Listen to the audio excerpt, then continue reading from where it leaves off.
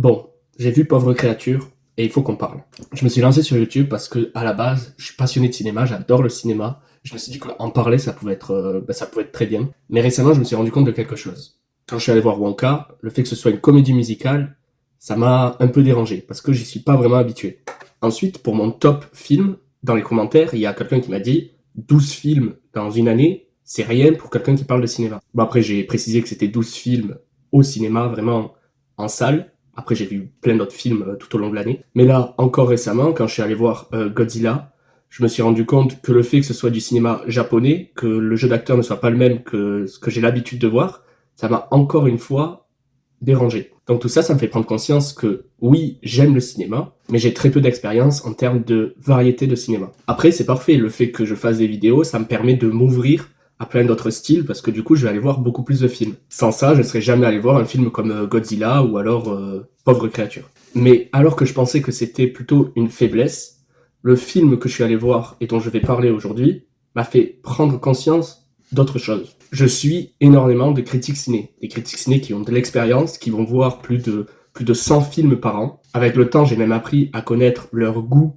en termes de films. Et pour Pauvre créature, étant donné qu'il y a eu beaucoup d'avant-premières, j'ai pu regarder pas mal de critiques avant d'aller voir le film. Et ça a été quasiment un 100%, c'est un chef-d'œuvre, c'est super, vous allez voir, c'est incroyable. Mais finalement, pour l'instant, est-ce que mon manque d'expérience, mon amateurisme, serait pas une force? Parce que du coup, je vais me rapprocher beaucoup plus des avis populaires, on va dire. La plupart des gens ne sont pas habitués à voir du cinéma asiatique. Ils sont pas habitués à regarder un film comme Pauvre créature qui est vraiment étrange. Mais alors que tous les youtubeurs cinéma que j'ai regardés ne m'ont pas mis en garde, moi, je vais le faire.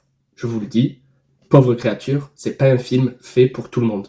Est-ce que finalement, je serais pas un peu le youtubeur du peuple? Enfin bref, vous allez voir que mon avis sur Pauvre créature n'est pas du tout le même que tout ce que vous pourrez voir ailleurs chez des critiques ciné beaucoup plus connus. Mais du coup, place à la critique. Donc pour vous faire un petit résumé, on y suit Bella, une femme qui a été ramenée à la vie par un savant fou, mais qui, tout comme un enfant qui vient de naître, doit tout réapprendre et se confronter à la vie et faire ses propres expériences. Alors, le visionnage de ce film m'a fait poser beaucoup de questions, ce qui m'a donné une idée.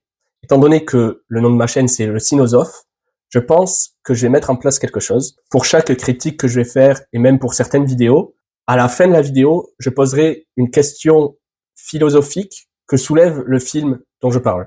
Et ce sera à vous d'y répondre dans les commentaires et de donner votre avis. Mais du coup, pour ce qui est de Pauvre créature, c'est sûr, le film ne laisse pas indemne. Oui, on ressent des choses, mais ces choses sont pas toujours agréables. Il va y avoir beaucoup de malaise, beaucoup de choses dérangeantes. Et je comprends tout à fait que c'est le but du film, parce que on va placer un regard naïf devant tous nos propres tabous sociétals. Et donc, si on ressent ce malaise, c'est qu'effectivement, il y a tabou. Mais du coup, pour ma part, le visionnage du film a vraiment pas été agréable. Parce que oui, du coup, Bella va partir explorer le monde et surtout sa sexualité, on va y revenir. Mais elle va donc avoir un regard complètement naïf, complètement neutre, sur plein de choses dont nous, on a l'habitude dans notre société. Mais donc, dans l'ensemble, ce qu'essaie de faire le film est intéressant. Et donc, en un sens, c'est un bon film, mais j'ai passé un mauvais moment à le regarder. Il y a énormément de scènes de sexe. Il faut prévenir avant, parce que vraiment, il y en a beaucoup. Et qui sont filmées et faites pas de façon très glorifiante, comme on peut avoir l'habitude de le voir, mais de manière très dérangeante, des scènes de sexe qu'on n'a vraiment pas envie de voir, quoi. Il y a même au début un peu de pédophilie, je trouve, un peu presque banalisée. Après, ça sert à appuyer un propos qui va être un des sujets clés du film, les hommes et l'emprise qu'ils veulent avoir sur les femmes. Parce que oui, absolument tous les hommes de ce film veulent s'accaparer Bella et l'enfermer et s'en servir comme un objet, alors qu'elle a soif de liberté et d'indépendance. Après, c'est un sujet vu et revu qui devient peut-être un peu lourd, à vous de voir. Moi, j'ai mon avis. C'est mon avis. Ok. Parfait. Et donc, on va avoir vraiment 40 minutes en noir et blanc, là où le personnage est le plus enfant, qui, moi, m'a vraiment mis mal à l'aise tout le long. Si bien que je me suis dit, mais si tout le film est comme ça, je vais partir, j'en avais marre. Et ensuite, une fois que ça passe à la couleur, que le personnage grandit, ça va mieux, mais le film reste quand même tout le long assez malaisant et très peu agréable à regarder. Parce que aussi, attention, il y a un côté très fantasmagorique. Tous les décors sont vraiment étranges. Les arrière-plans, c'est presque des peintures. Les villes qu'on découvre, elles sont tordues. C'est une vision déformée de notre monde. Il y a des animaux qui sont à la moitié cochons et chiens. Enfin, tout est là pour, encore une fois, essayer de nous déranger un peu. Mais toute cette bizarrerie peut nous faire penser que le film cache en fait une sous-lecture ou des choses comme ça. Mais à mon avis, non. Je pense que, au contraire, le film est très simple. L'histoire est originale, mais le développement de l'histoire est assez simple. Ensuite, un point qui fait beaucoup parler, et a raison, c'est l'acting de Emma Stone, qui, oui, je pense, peut aller décrocher l'Oscar. Parce que c'est le genre de film où il faut vraiment se transformer, il faut vraiment se donner à fond, s'investir. Et là, elle le fait avec brio. Mais même tout le reste du casting est excellent. William Dafoe en savant fou, c'est parfait. Il y a Mark Ruffalo aussi qui est très bon dans son rôle. Donc oui, au niveau de l'acting, c'est impeccable. Ensuite, il faut que je parle de la musique, parce que moi, j'apporte une grande importance à la musique dans les films. Et là, la musique colle, parce qu'elle est étrange, avec du violon grinçant, deux, trois notes qui se répètent.